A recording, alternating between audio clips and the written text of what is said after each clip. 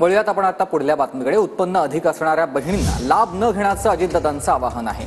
2.5 लाखाहून अधिक उत्पन्न असणाऱ्या बहिणींना अजितदादांनी हे आवाहन केलेलं आहे। लाडक्या बहिणींच्या खात्यामध्ये पैसे येण्यास सुरुवात झाली असतील, काय करायचं लाडक्या बहिणींनी ठरवावं असंही अजितदादा म्हणतात।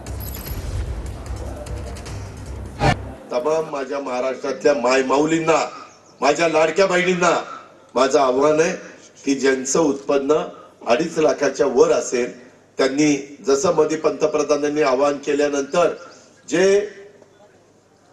सवलतीचा गॅस सिलेंडर घेण्याची गरज नाही अशांनी गॅस सिलेंडर सवलतीचे घ्यायचं बंद केलं, तशा प्रकारे आपल्या गरीब महिलांच्या करता ही स्कीम आहे।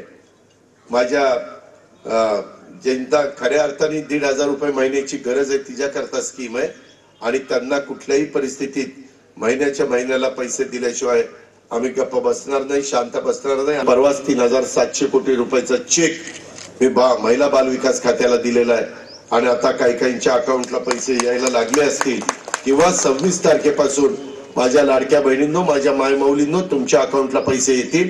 काय करायचं हा तुमचा अधिकार आहे, तुम्ही त्या पद्धतीने करा।